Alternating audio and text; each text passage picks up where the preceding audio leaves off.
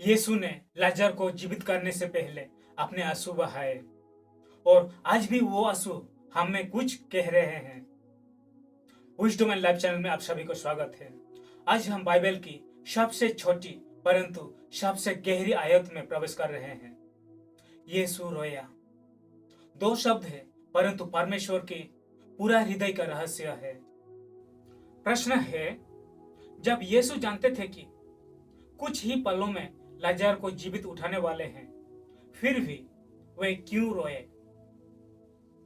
जीत निश्चित होने के बाद भी आंसू क्यों? मृत्यु पर अधिकार होने के बाद भी दुख क्यों? क्योंकि ये आंसू कमजोरी नहीं, प्रकाशन थे। आइए 5 शक्तिशाली कारणों को समझे। नंबर 1, यीशु रोए क्योंकि वे हमारी पीड़ा को महसूस करते हैं। यीशु लाजर के लिए नहीं रोए, वे मरियम और मार्था के दर्द को महसूस कर रहे थे। वचन कहता है, वो आत्मा में बहुत ही उदास हुआ। जब तुम रोते हो, यीशु दूर नहीं खड़े रहते, वे हर आंसू को देखते हैं, हर दर्द को समझते हैं। हमारा परमेश्वर दूर नहीं, इमानुएल परमेश्वर हमारे साथ है। नंबर 2, यीशु रोए क्योंकि वे जानते हैं पाप ने दुनिया में कितनी टूटन लाई है। मृत्यु परमेश्वर की मूल योजना नहीं थी। पाप ने दर्द, दुख और क्षति लाई। लाजर की कब्र पर खड़ा होकर यीशु ने पूरी मानवता की टूटन देखी। ये आंसू केवल एक इंसान के लिए नहीं थे, बल्कि उन सभी कब्रों के लिए थे जिनमें पाप ने लोगों को रखा है।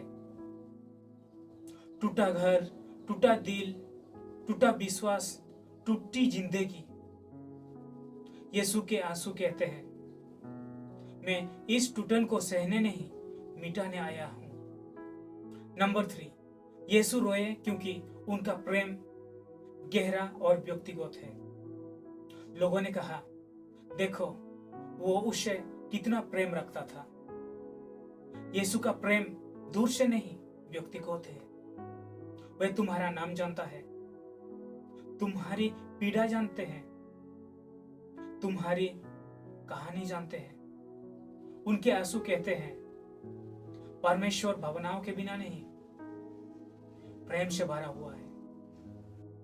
नंबर 4, यीशु ने रोया क्योंकि वे जानते थे कि मृत्यु को हराने की कीमत उन्हें खुद चुकानी होगी।